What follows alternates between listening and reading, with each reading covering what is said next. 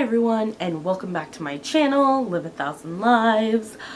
My name is Janae, and today I'm going to be doing a very late November wrap-up. Things got a little crazy in my life, so I just hadn't been focusing on YouTube. I found out my youngest son needs hearing aids, and we're working through that process. So, yeah, and then I got sick, so I'm getting better. I don't know if you could tell my voice is kind of blah right now, but decided I wanted to film today, so we're gonna do my November wrap-up. So in the month of November, I am kind of proud of myself, really. I read 7 books, and November was a super busy month for me. So the first book that I read in the month of November was Hollow City by Ransom. The second book in the Peculiar Children's series, and I loved this book. I had a hard time with the war parts just because I'm not really into war. I don't like anything about war. I don't watch the news, just don't like it. So I had a hard time with that, but overall this story captivated me and just drew me in from the very beginning. I loved every single minute. So I gave this 4 out of 5 stars just because there is the war parts and that was hard for me to read and get into. But everything else I really loved about this book. So yeah, I won't go into much detail since it's the second one, but I highly recommend picking up the series. So the next thing that I read in November was an audiobook, and that was Harry Potter and the Prisoner of Azkaban by J.K. Rowling. And I am so much enjoying re-listening to the Harry Potter series. It's phenomenal. I feel like you get something extra out of it when you listen to it on audiobook, but I don't know, I just love it. I gave it a 5.5 out of, or 5.5, a 5 out of 5 stars.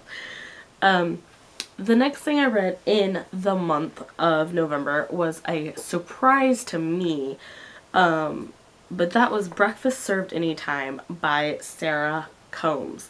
So I got this out of one of those brown, packages that has a few words about what the book's about. It's the mystery date book. And I've been wanting to read it since I got it, and I don't know, this cover, look at this cover, it just captivates me. But anyway, and I was thoroughly surprised. This book had me from the beginning. I didn't want to ever put it down, but I have children, so it took me a minute to read it. But it's phenomenal. It follows this girl named Glory who goes to a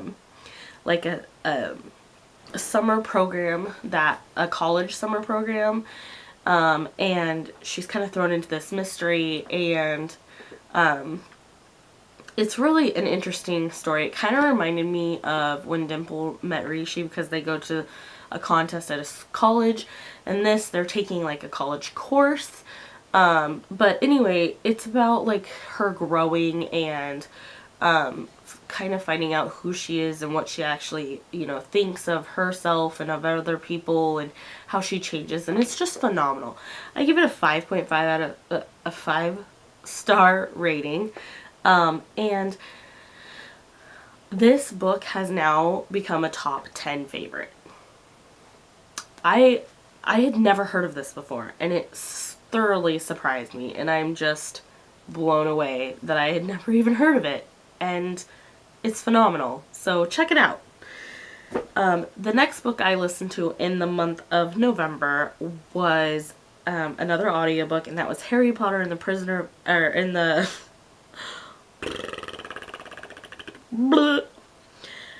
next book I listened to was an audiobook, and it was Harry Potter and the Goblet of Fire by J.K. Rowling.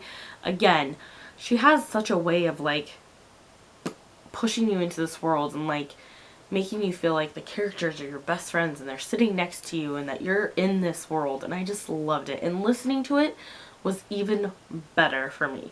So I gave it a 5 out of 5 stars again.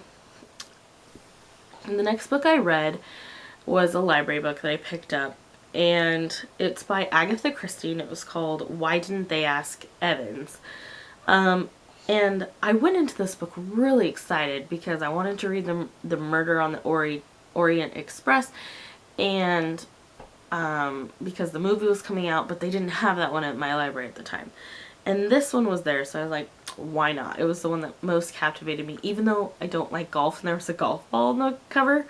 But I read it, and I gave it a 3.5 out of 5 stars because it was really confusing for me. A lot of the language, the way that they said things and the words that they used kind of confused me. And it was set, you know, back in, I think, like the 20s in London. And so a lot of the language and the dialogue was kind of confusing for me. But I did really enjoy the mystery that is in this book, and the twist at the end was phenomenal. So I didn't hate it, but I didn't love it at the same time. There are some pros and cons for me as a reader, but if you're into, you know, 1920s and London and different types of languages and mysteries, then you will really like this book. Me, I have to understand something when I'm reading it, and because I had trouble with that sometimes during this book, it wasn't as enjoyable for me. The next two books that I read were graphic novels. The first time I've ever read a graphic novel. And I've put it off for so long because I was like, graphic novels, like, isn't that cheating? I used to feel this way about audiobooks too. I don't anymore. But like, isn't it cheating? It has pictures, and it's mainly like, you know, you're reading a story to your children, and there's mainly more pictures than there is words, and, you know, you're an adult. Shouldn't you be reading more refined things? I don't feel that way now, and I don't think that anyone else who reads them needs to feel that way. It was just my own personal thought about graphic novels because I'd never tried them before. So don't judge a genre before you try it. That's my advice. Because I fell in love with graphic novels. I absolutely adore them. I originally picked up these two books. The Amulet #1, which is the Stonekeepers, and this is by Kazu Kibuishi, I believe is how you pronounce his name. I may be wrong. I picked up the Amulet 1 and the Amulet 2, which the Amulet 2 is the Stonekeeper's Curse. So I picked these up because I wanted to get my son into reading more, and I thought he might like it. So I picked it up, and I read them first, and I thoroughly enjoyed them. And then he saw that I was reading them, and he was like, Mom, I've been meaning to read those. Like, I've been meaning to pick these up, but every time I go to do it, somebody else has checked them out. I was like, great, now we have something in common, something we like to read. It's hard when you're a mom and you have a 10-year-old who doesn't want anything to do with mom, you know, get into that stage, and you find a common ground. It's phenomenal. And so I think that's part of the reason I love it. But the other thing is the stories are so captivating, and the pictures, I just love everything about it. Like, graphic novels are the way to go, especially if you need a short book. And these weren't that short. They were like 130 pages, which, you know, is short when you don't have a bunch of text, but at the same time, when you want to get in the story, you want to look at all those pictures to see what's happening.